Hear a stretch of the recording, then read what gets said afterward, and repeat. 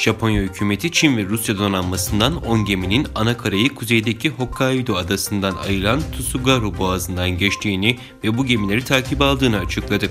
Japonya Kabine Başsekreteri, hükümet Çin ve Rusya donanmasına ait gemilerin Japonya etrafındaki faaliyetlerini yakından takip ediyor. Japon suları ve hava sahası çevresindeki gözlem faaliyetlerimizi kararlılıkla sürdüreceğiz açıklamasında bulundu. Bağımsız Bosna Hersek'in ilk Cumhurbaşkanı Ali Izetbegović'in vefatının 18. yılı dolayısıyla başkent Saraybosna'daki Kovačić şehitliğinde bulunan kabri başında tören düzenlendi. ABD Savunma Bakanı Lloyd Austin, Ukrayna'nın toprak bütünlüğünün korunması için savunma kapasitesini geliştirmek konusunda ellerinden geleni yapacaklarını söyledi. Ukrayna'da resmi temaslarda bulunan ABD Savunma Bakanı Lloyd Austin, Ukrayna Savunma Bakanı ile Savunma Bakanlığı'ndaki hayatını kaybeden askerler anıtına çiçek bıraktı. Rusya Dışişleri Bakanı Sergey Lavrov, Moskova'da Taliban heyetinin katılacağı görüşmeler öncesinde açıklama yaptı.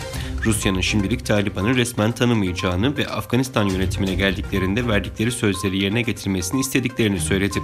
Taliban'ın vaatlerinin özellikle hükümetin yapısında siyasi ve etnik kapsayıcılıkla ilgili olanların dikkatle incelendiğini belirtti.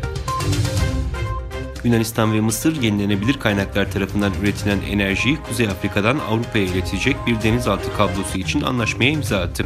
Yunanistan Enerji Bakanı ve Mısırlı mevkidaşı Atina'da düzenlenen bir törenle proje için mutabakat zaptı imzaladı.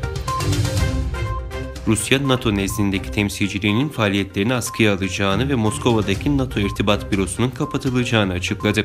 NATO geçen hafta 8 Rus diplomatın akreditasyonlarını iptal etmişti. Güney Kore ve Japonya'dan yapılan açıklamalara göre Kuzey Kore yeni bir balistik füze denemesi yaptı. ABD ordusundan yapılan açıklamada fırlatma istikrarsızlaştırıcı bir eylem olarak nitelendi.